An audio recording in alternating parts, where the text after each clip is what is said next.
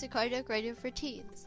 I'm Bia, and for those of you who don't know, Cardiac Radio for Teens is a place where teens can come together with teens to learn and talk about Spiritism and what it teaches and how we can put that into our everyday lives. Sometimes for us, it's hard to listen to adults lecture or to read books and to completely understand everything that they're saying. It's easier if we put it into our own language and how we think about things. So hopefully, through this talk show, we can learn together more about Spiritism than we knew before that maybe just sitting in a classroom learning about would be. We have now gotten into the habit of going through the Spirits book together and reading it page by page and going through and understanding what each section is meaning, because a lot of us, I know growing up, we've been surrounded by these books, all these Spiritist books, but we've never felt the need or desire to pick up one of them and read them. But it's really important that we do, because although we think that it's just the adults who have to read it who know it, the better we are if we start off early and we start reading the books now so we can understand it now, and then when we're adults we'll just be rereading it and understanding it for a second time and maybe seeing some different aspects to it. So I think it's really important that we start reading these books now, but of course in the busy school day and school year, there's not a lot of time to be, let me just sit down and read this book, because we have so much other stuff to do for school. So hopefully, us doing it a little bit each week, we'll be able to fully understand and to go through it piece by piece and make it bearable, instead of having to read the book all in a weekend. So let's get right to it. Last week, we left off on part 9, so that's where we'll pick up this time. So it starts off.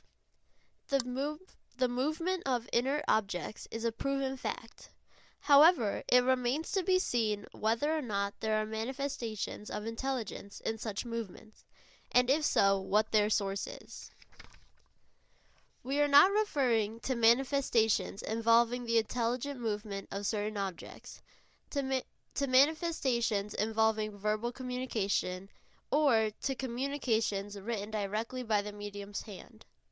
These kinds of manifestation are quite obvious to those who have deeply investigated the subject, but they may not at first glance be sufficiently independent of the medium's own will to be convincing to a new observer. Thus, we will focus only on the writing obtained with the help of a pencil attached to some object, such as a small basket, a planchet, etc. As we stated, the way in which the medium's fingers are placed upon the object challenges the notion that any sort of skillful interference is at work in the way of the words are formed. For the sake of discussion, however, let us suppose that by some extraordinary ability the medium might be able to deceive the most attentive observer. How could one explain the nature of the responses themselves, when they are beyond the scope of the medium's own mind and ideas? We are not referring here to simply one-syllable replies, but to many pages written with astonishing speed on a subject that may either be spontaneous or specifically requested. From the hand of a medium completely unversed is literature streaming forth poems of such sublimity and impeccably pure that they are worthy of the best human poets. In addition, what is even more remarkable is the fact that these pages are being produced everywhere, and the number of mediums is rapidly increasing. Are these occurrences real or not? To this question we can only reply, watch and observe. The opportunities will not be lacking. Above all, however, observe persistently over a long period of time and understand the appropriate conditions. So that was a bit long, but let's break that up a little bit. So first they're asking, are we, obviously that we have witnessed objects moving. They're saying it's a proven fact that these objects are moving, but it remains, what is the source of them moving? Is it something is it an intentional intellectual being, or is it just gravity or some science thing? So they're trying to figure that out. Then it goes on to say that some people may be skeptical, of course, if a medium is holding onto a basket and the pencil is attached and it's writing. And some people may be skeptical, and it may seem that, yeah, maybe it's the medium, per se, who is just writing that all himself. But they contradict with saying, well, some of the things are so out of this world, so amazing, so phenomenal, so beyond everything that we know, that how could the medium have possibly thought that up? And it's not just saying yes or no to a question. Like, it's not like someone asked this and all the medium had to do was write yes. They would write pages and pages of stuff, and really quickly, without time to even think about it. So it kind of shows that it couldn't have been the medium writing all this intellectual stuff without any effort, just writing it really, really fast. So then they provide that argument, but then when they ask, so are these occurrences real or not? And they don't answer, of course, yes, they are, because some people may not believe with that. So they say, watch and observe. So they're not telling everyone, okay, it is yes, and you have to believe that. They're giving you the chance to go and watch it and observe it and see what yourself for what you believe in. So they're really stressing that. So they're not forcing you to believe anything, but they brought you the evidence showing that, well, how could the medium have done that? But they want you to go and figure it out yourself. How have our antagonists responded to this evidence? They say, you are victims of either charlatanism or illusion. First, we will reply that charlatanism is not likely where there is no profit to be made. Charlatans don't work for free. It would be a prank at the most. But by what strange coincidence could pranksters have an understanding amongst them from one end of the world to the other, leading them to act in the same way, to produce the same effect, and to give identical answers on the same subject in their various language, if it is not exactly same words, at least implying the same meaning? Why would serious, respectful, educated persons charge to such maneuvers, and for what purpose? Why has the patience and skill required for producing these phenomena been found even among children? After all, unless mediums are mere passive instruments, it is obvious that we would have conferred on them abilities and knowledge far beyond their age and social position.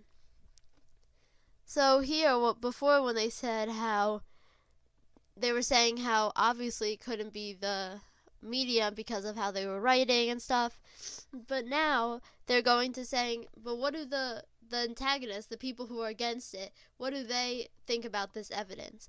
And they're saying that, oh, well, you're just tricking us, you're just doing an illusion. And then one thing that they counter to that was that if they were just doing an illusion or a prank or trying to fool people, most likely they would be asking for money. They would want to be paid for what they're doing. So if they're doing it for free, then what would be the point of tricking all these people? And they also said that how come people know stuff, these pranksters or whoever is doing that, if you don't believe that it's the spirit, then how come that they know the same exact things, at least in the same words, in different languages across the world? They answer the same way, maybe not the same words, but in the same general meaning. So it's saying, how come all of these things add up and you're still denying it? Next, our opponent states that if no fraud is involved, then both parties, mediums and observers, might be deceived by an illusion.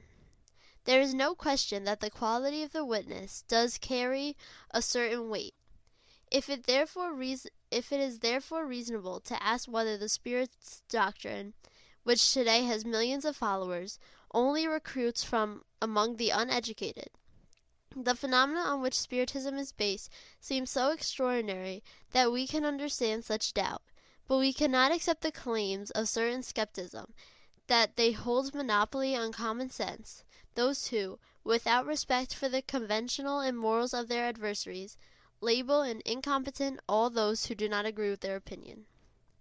For judicious people, the opinion of educated individuals who have observed, studied, and thought about a matter at length will always be, if not actual proof, then a likely hypothesis at the very least.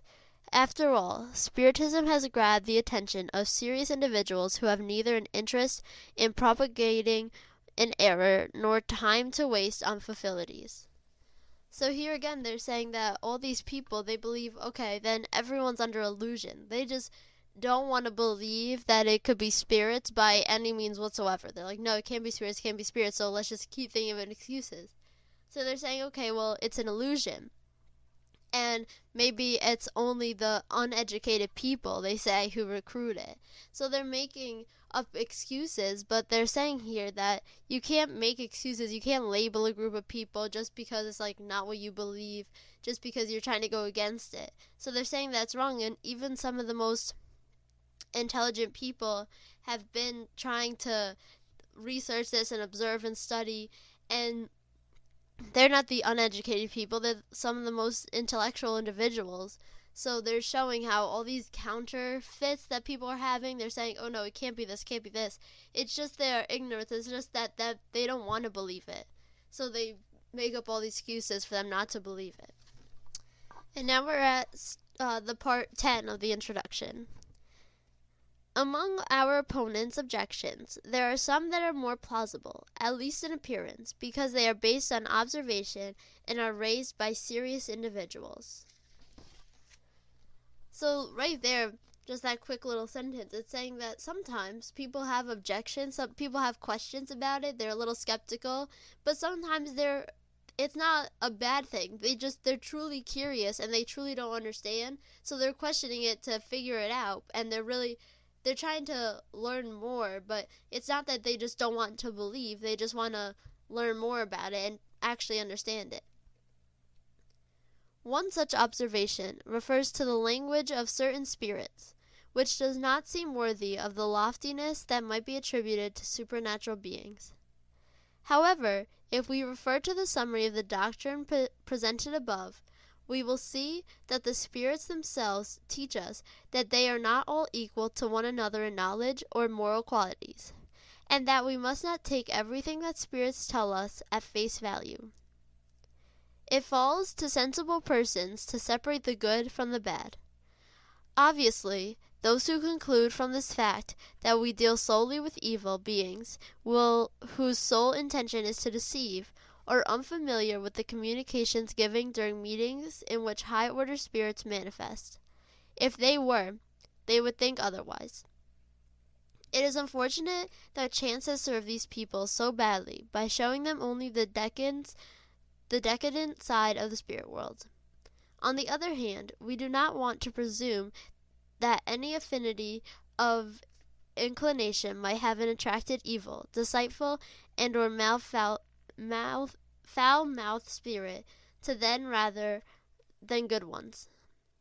We could conclude, at most, that the strength of their principles is not solid enough to preserve them from evil, and since they find a certain pleasure in satisfying their own curiosity, evil spirits take advantage of this fact to mingle with them, whereas good spirits stay away.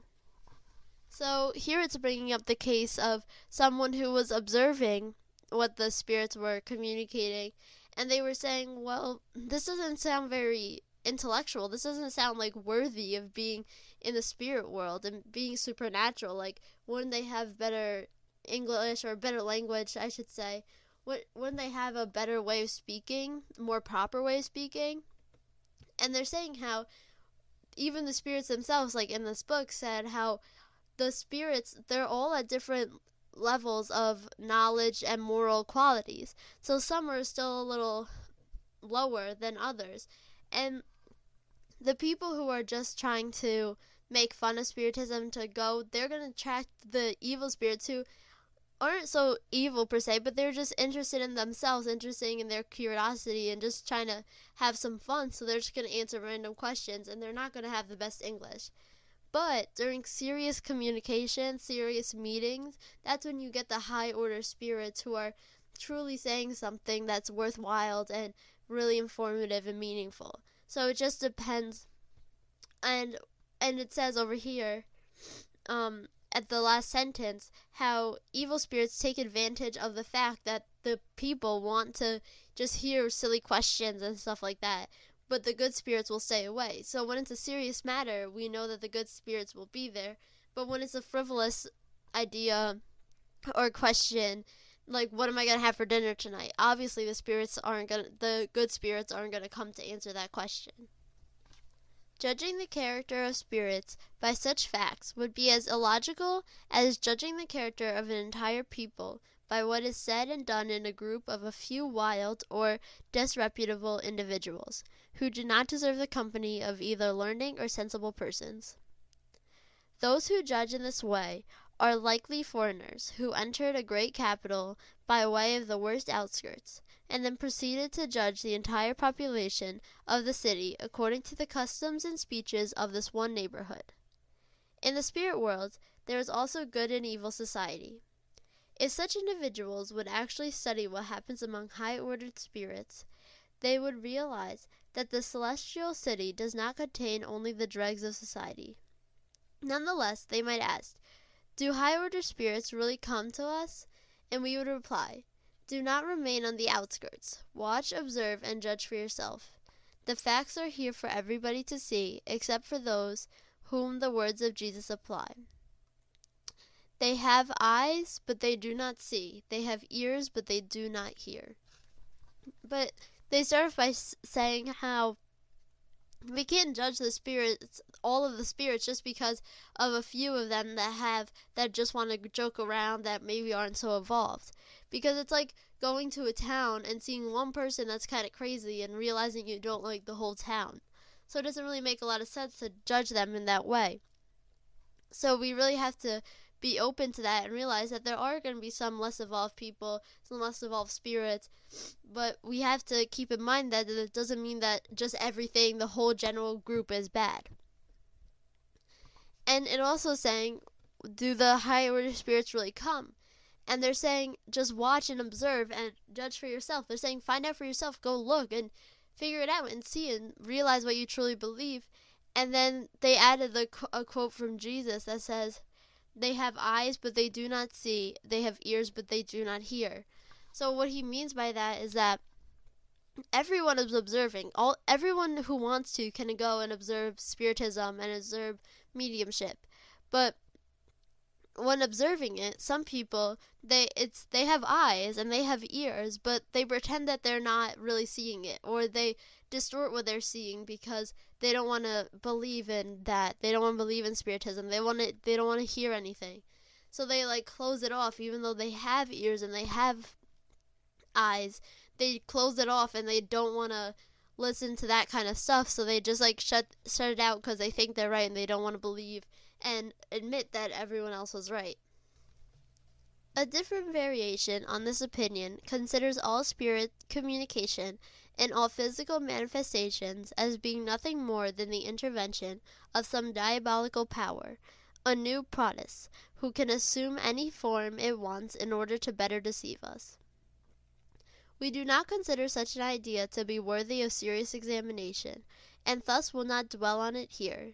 It has already been refuted by what we stated earlier. We would only add that, if such were the case, we would have to concede that the devil is sometimes very wise, very reasonable, and especially very moral, or that there are good devils. So here they're saying that it could be some other type of diabolical power, like a devil, per se. And they're saying that it's not even worthy to really talk about that idea because it's already been proven that it's not, and it's already what we were discussing before. So that's just another crazy theory some people were throwing out there. But it's not true. It's already been proven that it's not true. And they really don't have much to say on that topic. In fact, we could believe that God would only allow the spirit of evil to manifest himself in order to deceive us, without providing us the counsel of good spirits as a counterweight? If God could not do so, it would imply powerlessness. If God could but did not, it would be incompatibly with divine goodness. Either supposition would be coerced by blasphemy. However, we would like to emphasize that accepting the fact that evil spirits do really communicate means accepting the fact that spirits' manifestations do really occur. And since they do occur, it is only with divine permission. Without being impious, how can we believe that God would permit only evil manifestations to the exclusion of good ones? Such a doctrine is contrary both to the simplest notions of common sense and religion. So here they're saying that how do people believe that God only allows us to communicate with evil spirits or the devil or just the spirit of evil? And it's saying that if God could only let us communicate to them, then he would be powerless. How come he couldn't let us communicate to the higher order spirits? And if he could but he wasn't going to, then it's going against that he is all good and just. So, and we know that God is above everything, so how could this spirit of evil be in control of what God decides and stuff like that? So they're saying that of course that wouldn't work. That'd be crazy. So they would like to accept the fact. Oh, and here they put that we would like to emphasize the accepting fact, because if people are believing that, oh, these spirits are evil that you're talking to, they're believing that there are spirits, because before they weren't believing that it was anything. They weren't believing that there was evil spirits or good spirits. They were thinking that we were crazy. But now they're believing that there are spirits, but they're saying that they're evil. And then they're saying that since everything only occurs with God's permission, with his divine permission, that we can be sure that there are going to be some good spirits and there are going to be some bad spirits, and everything that happens is for the best, because we know that God is all just and that he wants the best for us, and he's going to do what's going to help us. And then for section 11 of the introduction. Other opponents add that it is strange that we seem to concern ourselves only with the spirits of well-known individuals. And they ask why these are the only ones who manifest. Like many other errors, this one comes from superficial observation. Among the spirits who manifest spontaneously, those who are unknown outnumber the illustrious ones. They often take names that we are allegorical or in keeping with their character. As for those whom we evoke, except in the case of relatives or friends, it is quite natural that we would prefer those who know rather than those who do not. As for illustrious personalities, they are the ones who are noticed more, and so they attract more attention. So they're saying that how come when these spirits come and when they say like, oh, who are you? And they say that there's someone famous, someone that we know, someone that everyone knows. And they're saying that because it could be just to attract more attention, they use a name that everyone knows, because then people are more likely to be engaged and to listen. These opponents also consider it strange that the spirits of eminent individuals casually respond to our appeal, and that they sometimes concern themselves with matters that seem insignificant when compared to what they accomplished during their lives. However, this is not so surprising to those who know that the power and respect of such individuals enjoyed on earth do not necessarily entitle them to any supremacy in the spirit world. The spirits confirm the gospel's words, "The great shall be abased, and the small shall be exalted," which must be understood as relevant to the position each of us will occupy among them. Thus, those who have been the first on the earth may find themselves among the last in the spirit world. Those who make us bow to them in the life may return as the most humble laborers, for when they leave the earthly life behind, they leave all their grandeurs behind as well.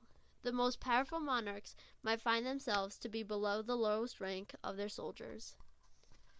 So this is a really important part, I think, and pretty interesting, I think, to understand, that it's saying how sometimes they see like these spirits that come to just answer frivolous questions that are just kind of joking around, and they have these names that are like that everyone knows about, everyone's like, oh yeah, of course, like I know that person. They were so famous. They had all of this. But they're saying here how just because they were famous, just because they were the first class, just because they were in the top 1%, the top wealthiest 1% of the country or the world, just because they were so famous here on earth, that doesn't mean that when they got to the spirit world they were so famous. And if they didn't do much good, they were super famous and they had a lot of money and they had a perfect job, but they didn't actually do much good throughout their life, then they could come back as like the lowest ranking. They could be, if it was like I said over here, how the most powerful monarchs can find themselves to be below their lowest soldiers because maybe they treated people so wrongly and they need to learn something. So they really aren't as evolved as we thought they were on Earth. So sometimes the frivolous spirits do come and they have these names because maybe they aren't that evolved as we thought they were. So that's as far as we'll go today for the reading of the Spirits book. And we'll continue with part 12, which continues on the subject of these high-named people that were so evolved on the Earth. What happened to them? Where are they now, kind of thing.